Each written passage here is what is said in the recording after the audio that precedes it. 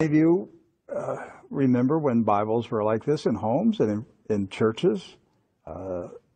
Every church had a Bible like this. Every Christian family had a Bible like this, and they put their family genealogy, the weddings, baptisms and burials. It was all put inside the Bible, and you passed it down generation to generation. This particular Bible was published in 1905. Now, the reason I brought it out is that I want to show a map that's in this Bible. Now, mind you, the Scofield Bible was not published until 1913. Right. And I have in my office an original 1913 Scofield, which was the introduction of the Zionist Masonic heresies about a future state of Israel and separating the church from Israel and all that rapture stuff. That's where it came from. It was a Masonic Zionist heresy that was introduced into the American churches in 1913. This is a 1905 Bible. Pre-Scofield. Pre-Scofield, with no Scofield notes in it.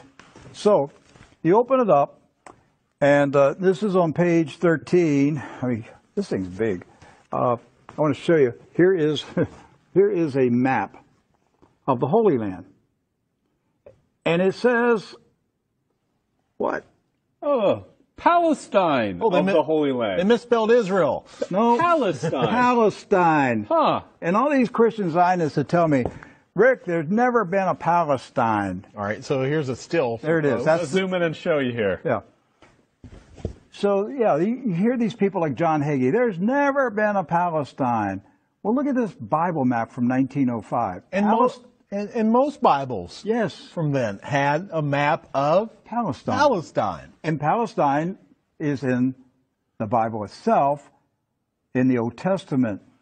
So we're showing you this just because I'm trying to break through the propaganda, the confusion, the lies that the Zionists have implanted in millions of minds of Christians in America, and told them there's never been a place called Palestine.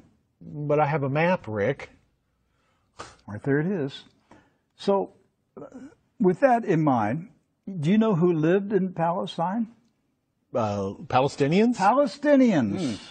I got that one right. Palestinians. And Palestinians were Jewish, Christian, and Muslim.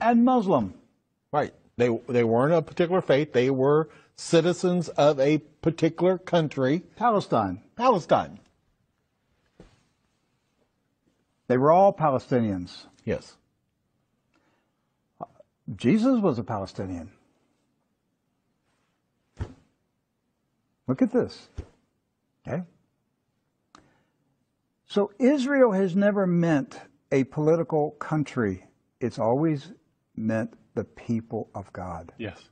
The called out ecclesia, the people of God. That's what Israel means. It's not a political country. With that in mind, we're going to show you some of the scenes of the violence that's taking place in Palestine this week, because here's what's happened. Following the 1917 Jewish Bolshevik Revolution in Russia, where the Jewish Bolsheviks went in and slaughtered the Romanov families in a satanic ritual, imposed communism on Russia, killed hundreds of thousands, literally millions of Christians, hundreds of thousands of Christian Orthodox pastors, and burned their churches, and just a horrible attack on the Russian church in 1917 and afterwards. Then they began to infiltrate Palestine in the 1920s and the 30s. In the 1930s, there was a congressman in Texas, Lyndon B. Johnson, and he was smuggling guns and rockets and grenades from Texas to Palestine, putting them in the hands of the Jewish communist terrorists that were infiltrating Palestine. There was no Israel, no state of Israel. It was Palestine. And they crow about that. That's not a conspiracy theory. That's right from the Lyndon B. Johnson Library. The crates they were marked Texas grapefruits. The grenades, they were shipped as Texas grapefruits. The same grapefruits that blew up the King David Hotel. Right.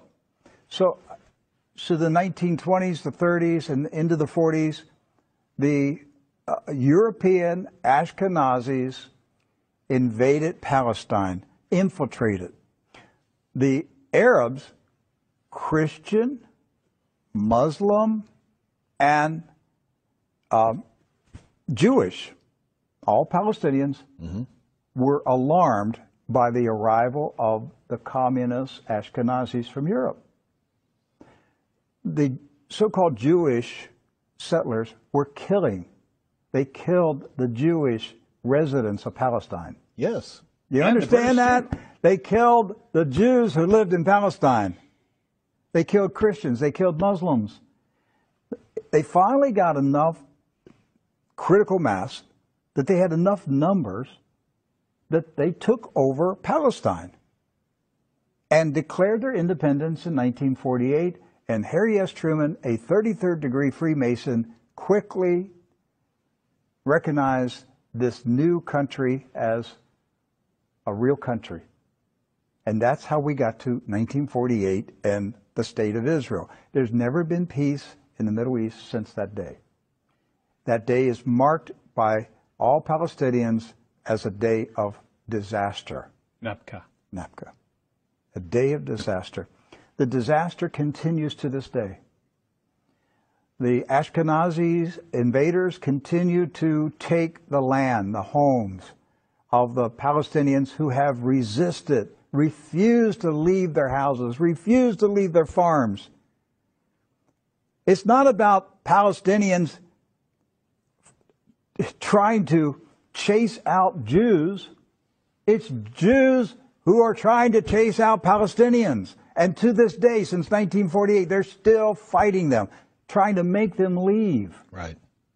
And these Palestinians have been